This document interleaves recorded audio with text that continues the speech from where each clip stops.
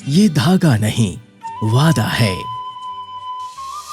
एक बहन का अपने भाई पर भरोसा है। रक्षाबंधन एक ऐसा त्योहार जिसके नाम में ही सुरक्षा की भावना निहित है। भाई बहनों के बीच प्रेम और स्नेह का एक ऐसा बंधन जो परस्पर रक्षा का वचन दे, एक दूसरे के मान और सम्मान की सुरक्षा का वचन।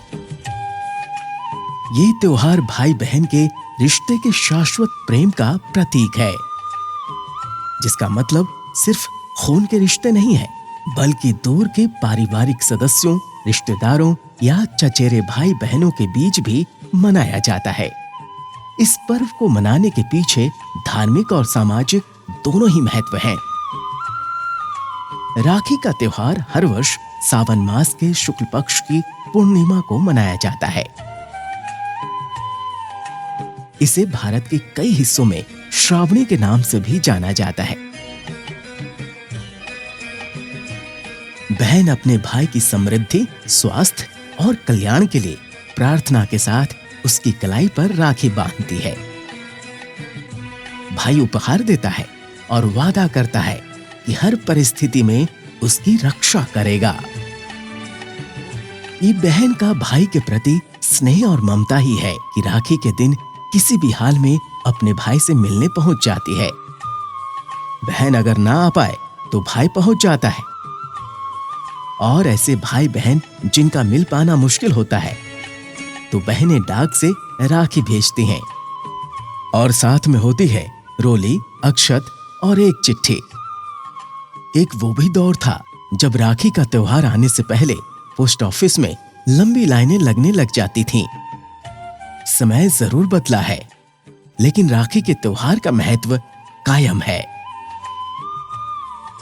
यहां तक कि कोविड-19 जैसी महामारी भी इस पावन पर्व पर भाई बहनों की खुशियां कम नहीं कर पाई।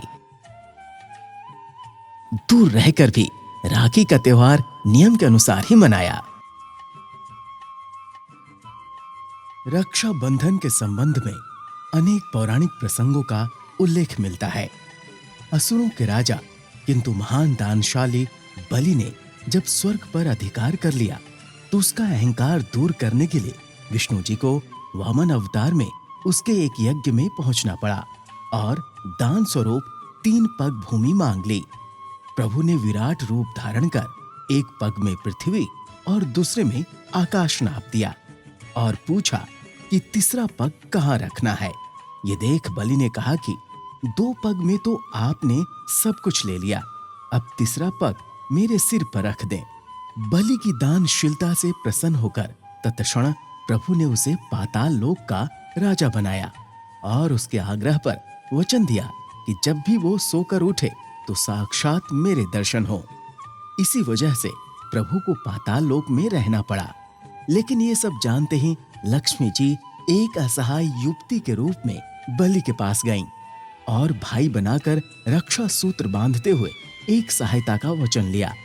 बलि द्वारा उन्हें बहन मानते ही लक्ष्मी जी वास्तविक रूप में आ गईं और विष्णु जी को वचन से मुक्त करने को कहा।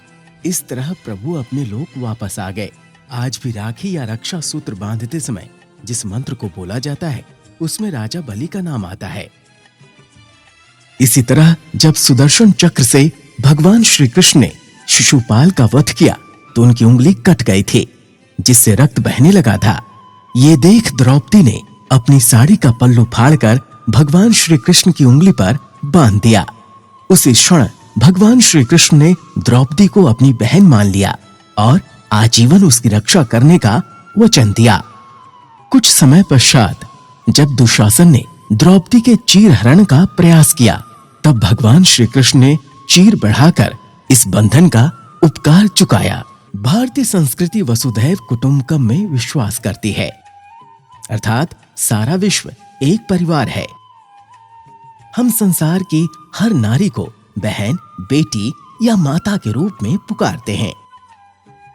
बहन जब अपने भैया को राखी बांधती है तो यही संकल्प दिलाती है कि अपनी इस बहन की तरह हर स्त्री को आदर और सम्मान की दृष्टि से देखना है और विपरीत परिस्थिति में उनकी भावना और विचारों को सुरक्षा देना है। रक्षाबंधन का पर्व समाज में तभी सार्थक माना जाएगा जब नारी हर जगह अपने आप को पूर्ण रूप से सुरक्षित महसूस कर सके। कच्चे धागे का यह बंधन टूट कर भी नहीं टूट पाएगा। बंधेगी राखी सूनी कलाई पर, माथे पर तिलक सज जाएगा। ये बंधन है विश्वास का, जीवन भर साथ निभाएगा।